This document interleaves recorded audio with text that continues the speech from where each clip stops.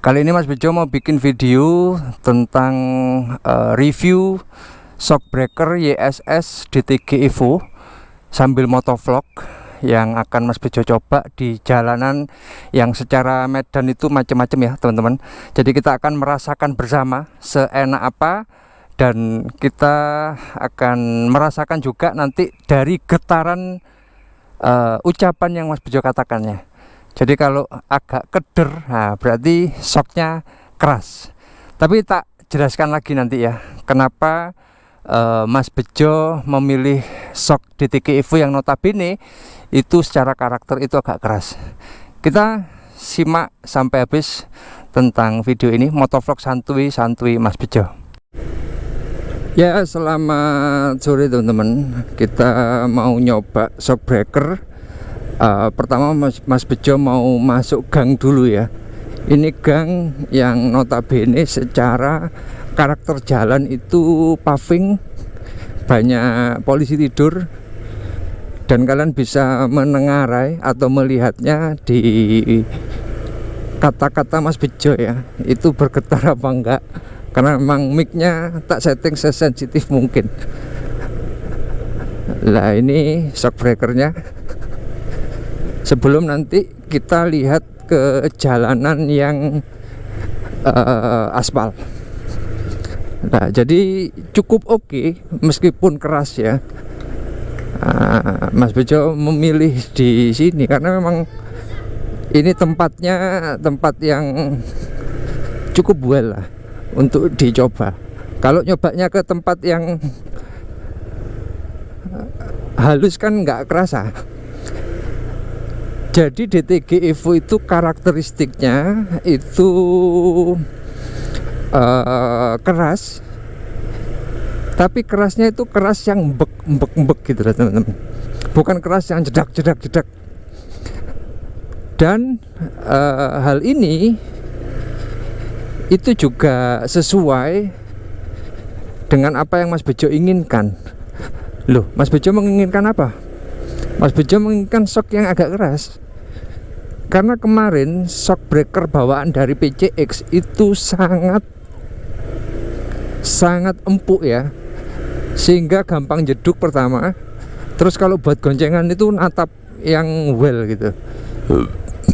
Lah ini banyak anak kecil.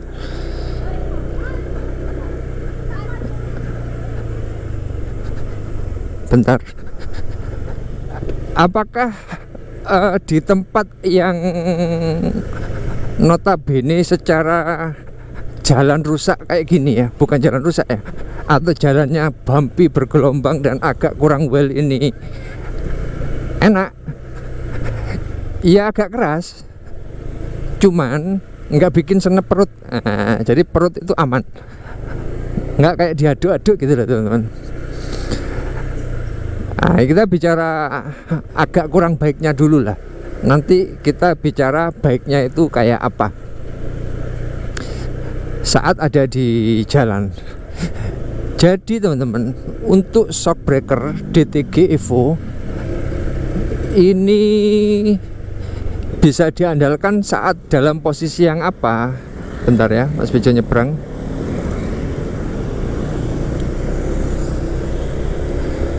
Dalam posisi aspal yang lurus tapi bumpy.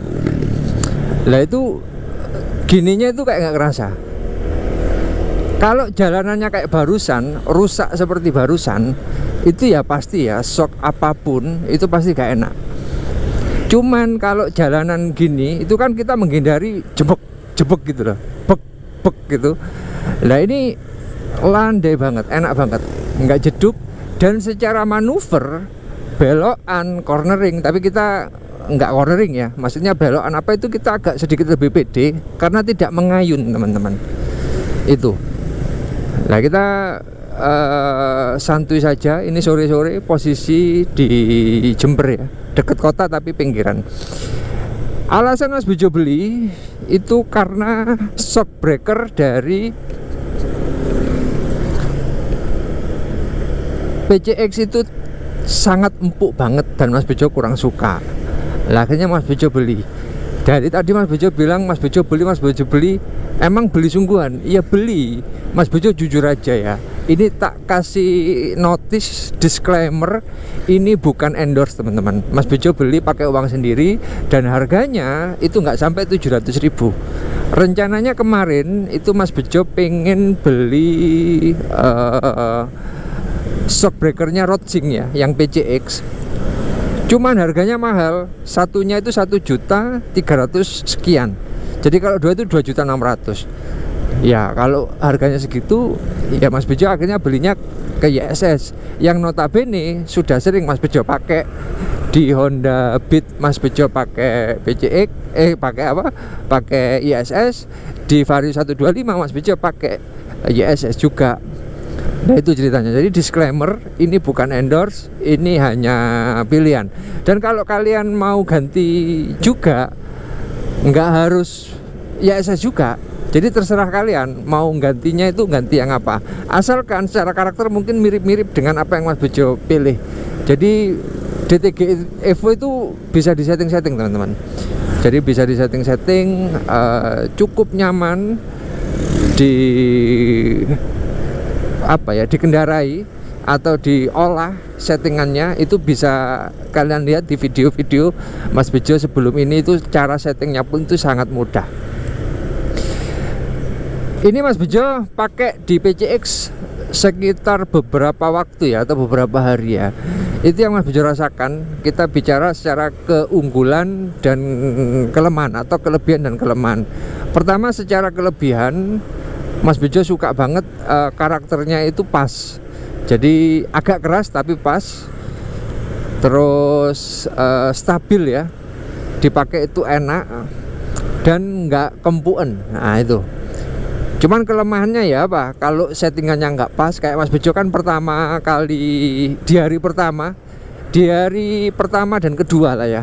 Baru di hari ketiga kemarin Mas Bejo merasakan kalau shock breakernya itu agak keras. Lah kita coba manuver ya, ini jalannya agak kosong.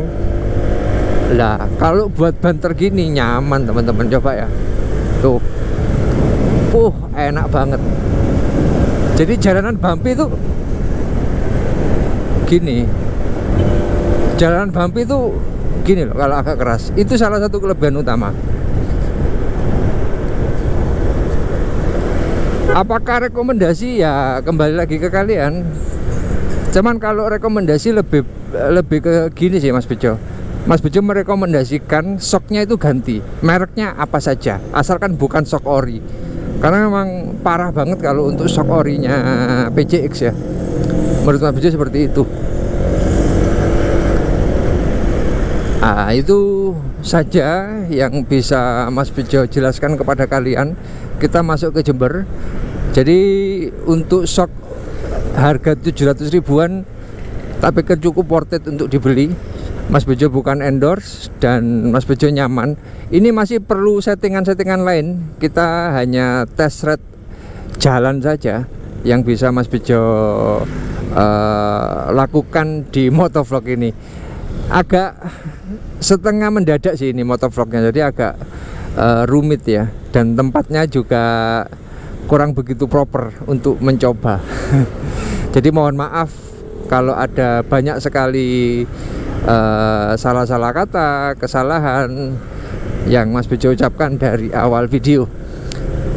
Jadi Mas Bejo kembalikan lagi ke kalian suka yang empuk banget atau suka yang keras.